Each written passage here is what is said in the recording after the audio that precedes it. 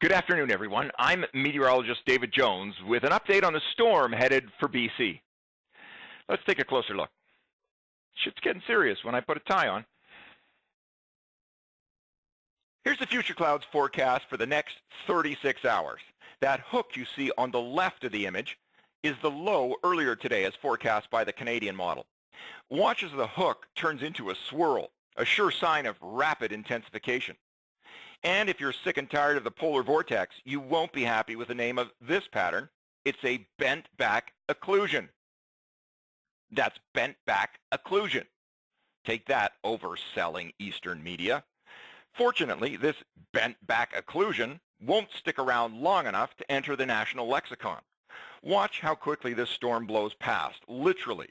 By Sunday morning, after some potentially severe northwesterlies behind the low Saturday night, the fun is done, and we're left with just a breeze for Sunday. Here's the forecast map for 4 p.m. today. By now, you recognize the evil warm front in red, and I've labeled low number 1 on the left. As I launch the animation, watch the complications quickly develop. By Saturday at 4 a.m., we're dealing with the three-headed monster. Oh, joy. Two things to look for in the next animation from Saturday to Sunday afternoon.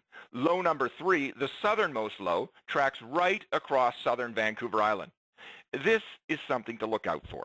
Fortunately, this low will not be deepening while crossing. That would be a really bad combination. Secondly, I'll back it up to Saturday at 4 a.m. again, and this is a sidebar. If you've ever wondered why the Chilcotin is so dry, today's complete animation really shows that characteristic dryness. Focus on the Chilcotin. With this common flow or overall wind pattern, the Chilcotin, with respect to the mountains, is downwind, in the lee of, in a downslope, or a subsident area. These are all meteorological jargon for rain shadow.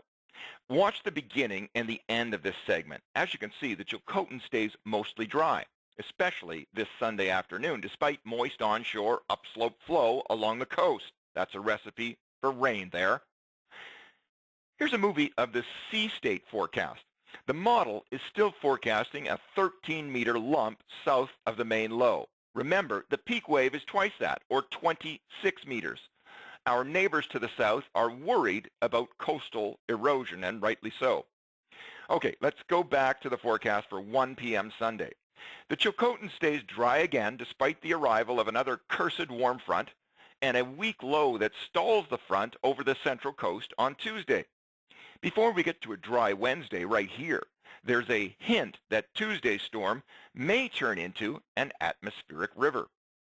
An AR, as they are known, is the category of weather event into which the Pineapple Express and the Tropical Punch fall. Those, however, are extreme ARs.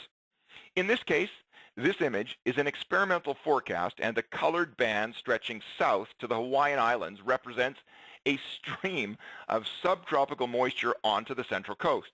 The line of gray dots indicate the now strictly defined criteria for an AR have been met.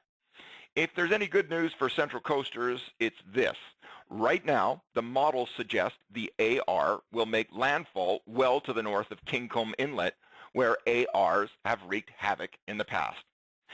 Finally, a look at the freezing level forecast at Whistler, and this is not good news beyond the weekend.